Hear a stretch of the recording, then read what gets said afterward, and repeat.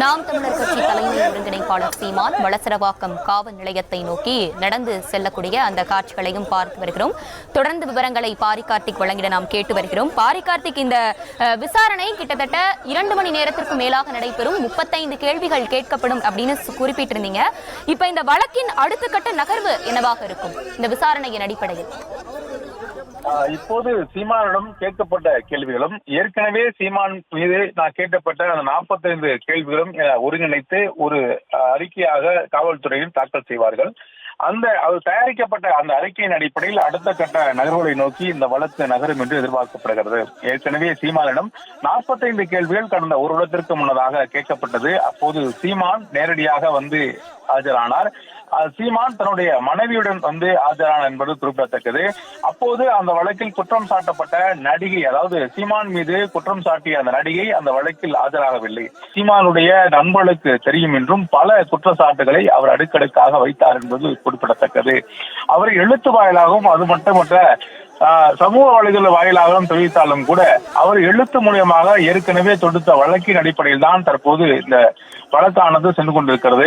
அவர் பல குற்றச்சாட்டுகளை சீமான் மீது வைத்தாலும் கூட அவர் எழுத்துப்பூர்வமாக ஏற்கனவே காவல்துறை ஆணையத்தில் கொடுத்த அந்த புகாரின் அடிப்படையில் தான் இந்த வழக்கை விரைவாக முடித்து தர வேண்டும் என்று சீமான் தான் வழக்கு தொடுத்திருக்கிறார்.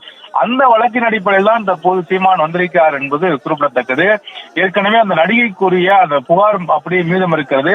எனவே அதை ரத்து செய்ய வேண்டும் என்று அந்த அடிப்படையில் சீமான் கொடுத்த வழக்கின் அடிப்படையில் தான் இந்த வழக்கு விசாரணைக்கு சீமான் ஆஜராயிருக்கிறார். அதே போல இந்த வழக்கை பொறுத்த வரைக்கும் அந்த குற்றம் சாட்டப்பட்ட சீமான் மீது குற்றம் கூறிய அந்த நடிகை தற்போது வரை ஆஜராகவில்லை என்று குறிப்பிடத்தக்கது.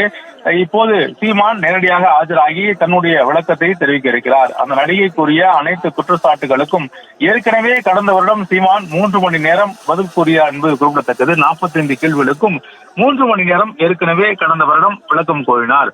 இந்நிலையில் மீண்டும் அரசால், அதாவது காவல்துறையினால் 35 கேள்விகள் சீமானிடம் கேட்கப்பட இருக்கிறது. இந்த 35 கேள்விகளுக்கும் சீமான் விளக்கம் அளிக்க இருக்கிறார். இந்த விளக்கத்தின் அடிப்படையிலும் ஏற்கனவே சீமான் கூறிய அந்த 45 கேள்விகளுக்கான விளக்கத்தையும் அடிப்படையில் காவல்துறையினர் ஒரு அறிக்கையை தயார் செய்வார்கள். அது மட்டுமல்ல, குற்றம் சாட்டிய, அதாவது சீமான் மீது இந்த பாலியல் குற்றம் சாட்டிய அந்த நடிகையும் வரவழைத்து அவரிடம் தனியாக விசாரணை நடத்துவார்கள். அதுக்கான அந்த ஆணையம் அவருக்கு கொடுக்கப்படும் என்று எதிர்பார்க்கப்படுகிறது.